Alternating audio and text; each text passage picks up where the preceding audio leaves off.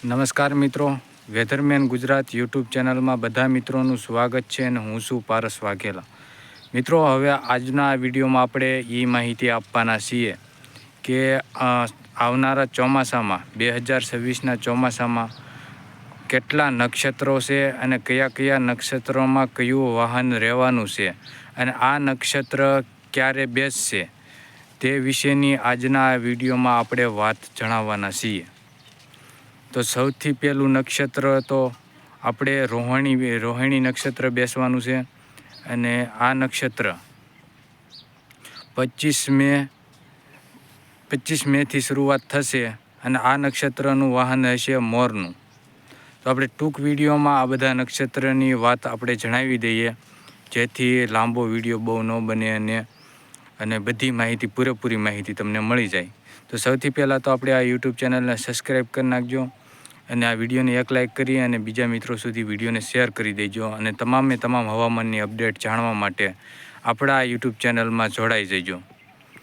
તો રોહિણી નક્ષત્ર પછી આપણે બીજું નક્ષત્ર આવવાનું છે, એ છે મૃક્ષ નક્ષત્ર છે અને આ નક્ષત્ર 8 જૂનથી બેસે છે અને આ નક્ષત્રનું વાહન રહેશે ઉંદર. મૃક્ષ નક્ષત્રની પછી આવશે આદ્રા નક્ષત્ર. આદ્રા નક્ષત્ર 22 જૂને બેસે છે અને આ નક્ષત્રનું વાહન છે ઘોડો. આદ્રા નક્ષત્ર પછી નક્ષત્ર આવશે છે પુનર્વસુ. આદ્રા નક્ષત્રનું પછી આવવાનું છે એ છે પુનર્વસુ અને આ નક્ષત્ર 5 જુલાઈથી બેસે છે અને આ નક્ષત્રનું વાહન છે ગધેડો. અને આ નક્ષત્ર પછી આવશે નક્ષત્ર એ છે આશ્લેષા નક્ષત્ર. આ નક્ષત્ર 3 ઓગસ્ટ બેસે છે અને આ નક્ષત્રનું વાહન છે નંદી એટલે કે બળદ.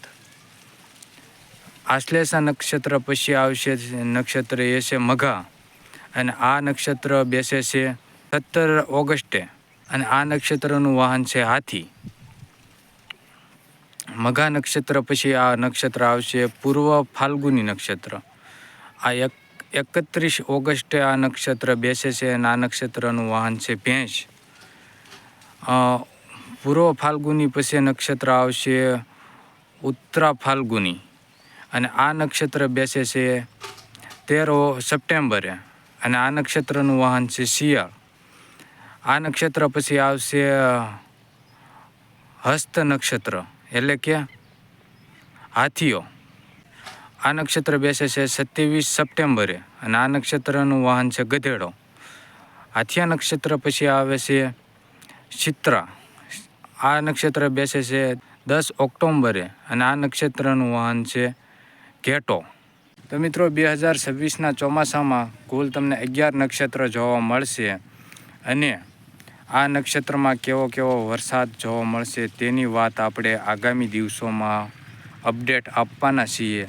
તો ખાસ કરીને યુટ્યુબ ચેનલ ઉપર નવા હોય તો ચેનલને સબસ્ક્રાઈબ કરી દેજો, તેમજ આ વિડીયોને લાઇક કરીને બીજા મિત્રો સુધી આ વિડીયોને શેર કરી દેજો. અને મે મહિનામાં એક માવઠાની આપણે અપડેટ આપવાની છે થોડાક જ દિવસોમાં.